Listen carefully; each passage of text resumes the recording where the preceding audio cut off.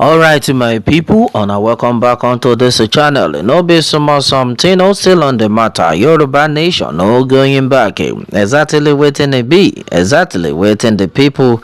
Then they talk about this one. We be say, they bring comfort. Now this one a very strong one. Now for pharmacy to come outside, they say like this, oh, waiting for any people. They do them now. They no one take them easy again. Say they don't do them many things. And now the farmers don't wake up. They say now any Fulani way be say then catch for their farm. Say then go buy the Fulani and then go buy themselves near them. My brother, my sister, how that one sound to you? This one now sounding like something that is now very, very frustrating.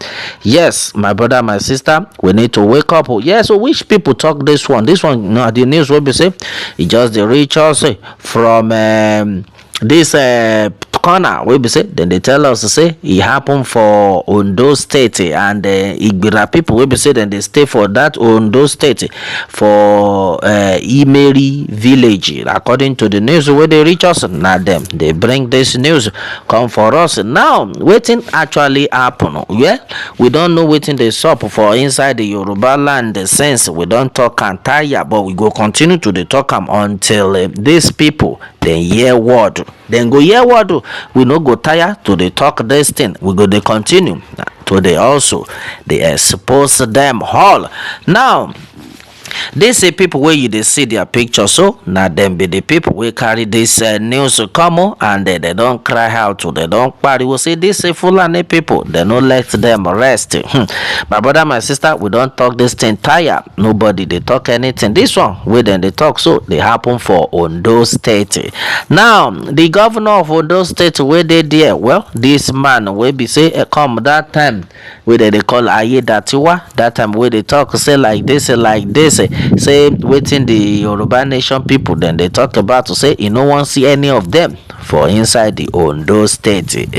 That one and when those the Republic of Democratic Republic of Yoruba, where they call themselves the dry nation, go misbehave for inside the Oyo State. Then you know even one year anything, you can't see make all the Yoruba nation make them no talk anything, make them no even come near in state.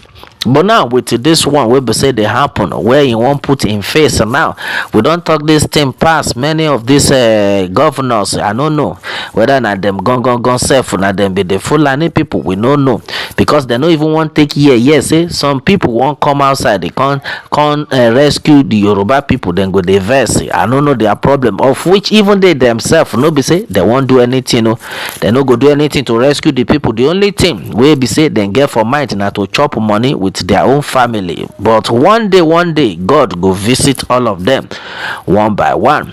Well, my brother, my sister no be there will they go anyway. According to waiting they happen now, these people don't rush come out for inside the Imeri. Yes, Imeri village for Ondo State there. Now these people don't cry. The farmers, in fact, when these people they talk about waiting, then they face the thing they touch me. If they touch me, well, why this kind of thing would they happen? People will be say now them. In fact, when it come to the harvesting of farm, like their work. Harvesting of cassava, these people they know they use them, they play for that on those states there. Now they say you don't take away this all this Fulani, they enter inside their farm, we be say then go chop everything with their cow. So they in fact they call the Fulani Barau because all these Fulani people after they don't chop their cow, they go still carry many things, they will see tifu everything we be say them get for inside their farm come out. These people will be say then they walk like Jackie. If you see them where then they walking, my brother, my sister, they come be people will be say even after then they don't even do cassava many things, they no go fit harvest their cassava. Sake of say the Fulani people don't carry all their cassava, use them feed all their cow finish. This one why they tell on and not be the one we say happen since. So this one just they happen now as I they talk to now. And then these people can't see the letters, they know say even as then they complain. Even as dem dey cry out so, those Fulani people dey inside their farm, dey chop all their farm. And then one thing wey be say come pain me well well, wey be say I come dey think am say where we dey go for this country. Na im be the one wey be say these people come talk say all the money wey be say dem use for that farm na borrow dem go borrow am o. Na so dem say dem borrow all this money wey be say dem dey use at the end of it all. Wetin dem wan tell the cooperative company wey borrow dem that money to take do this farm. Na there you go see some people wey be say dem use about 6 plot to do farm. When borrow the money, at the end of it all, this Fulani go enter inside their farm. They go use their cow, take chocolate, everything wey dem do. Now we dey talk all this one wey be say dem dey enter, they call themselves governor. We no know wetin dem dey governor. Only thing wey be say we know be say dem just dey chop money, sit down for there, they receive AC. Dem believe say na so e go be forever. But they don't forget say God Almighty, He dey watch them. At any time He go bend their neck. At any time God go buy all of them one by one. They no go enjoy that seat. Make them continue, because now every people they come outside. You can imagine, look at these people wey be say they don't suffer, wey be say they don't stress themselves. No government no give them work. They come say okay, make them use their power to take give themselves work. Then find farm, then lease am. Then see go borrow money. Say okay, make them do this farm work so that them go feed chop. Since the government no get their time to feed them, okay, make we dey feed ourselves. Na him all this one happen. Instead make it the government come outside to come rescue them. The government come dey look away. Then come dey keep deaf ear like say nothing concern them. Then why una come dey there as a governor? Why una come dey there as our leader? Now the cry of the people, now it be that. Now these people don't talk many things. Say this is Fulani people now. Say wetin dem wan do now be say if any of them enter their farm again, they go make sure say dem kpai the Fulani and they go kpai themselves. My brother, my sister, you never say water don't pass garri. Hey, no be small something. No, this thing where they happen, where we dey talk, some people still they take them like a joke, The Yorubas go say any kan lo mo, but now all these people then they quiet. Somebody come outside, come they talk, say like this, so say it don't reach time. We be say the people go they visit the governor's office one after the other. We no go let them rest. By the time everybody don't visit them, video them, or expose them to the whole world, say they know they do anything to take care of the people. Maybe by the time everybody cooperate, all of them then go wake up. Because now with the way we be say we don't talk this thing that they do, like say no consign them. Now these people don't come outside. The people they don't cry out. In fact, the one will be say come strong pass where they don't they talk be say make una help us to call Chief Sunday Igboho, make him come to our rescue. My brother, my sister, no be small something. No, the only person where they fit call now him be Chief Sunday Igboho. That is to tell you that the difference is clear. They know the person will be say God actually sent. You know, we don't talk this thing many times. So the only person will be say God sent na him be Chief Sunday Igboho, and na the only person will be say all these farmers, the masses, they always they remember to call be that. That is why we they tell them say Uja bless, no man curse. So God don't bless Chief Sunday Igboho, you don't choose them.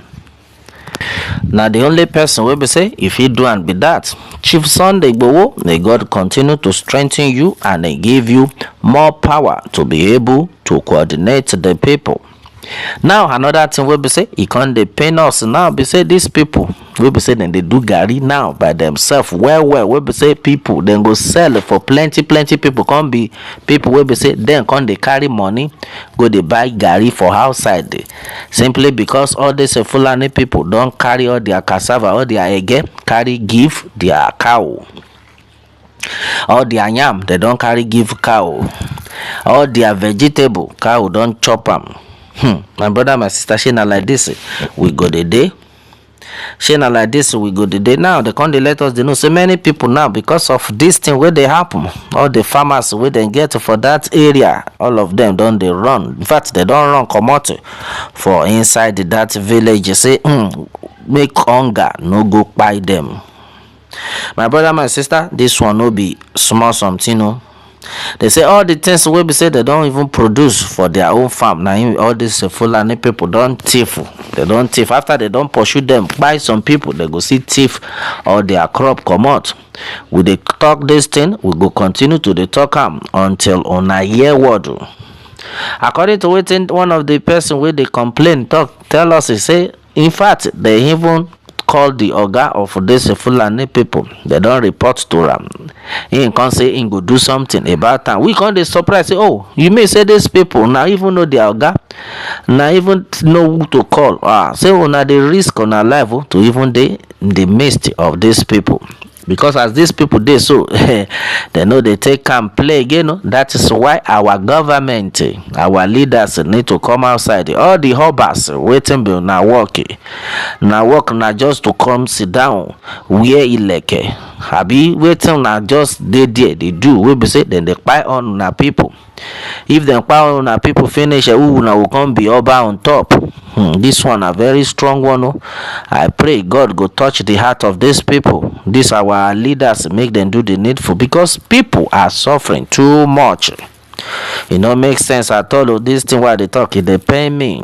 Now since I know the ginger onto this one, it don't weak me, because we don't talk this thing so nobody won't answer us. But we know say there is God in heaven. Definitely he go achieve this Yoruba nation for us. Alright, my people, now so it can be until this one will be say they reach us, where I say make a let on I know as they hot and then as they gonna. Okay, until I come on away next time. If this one now your first time, we be say you dey join us onto this channel, make you try, make you help us, make you subscribe, make you share, make you give us thumbs up. Until I come your way next time, my people, I say on a bye for now.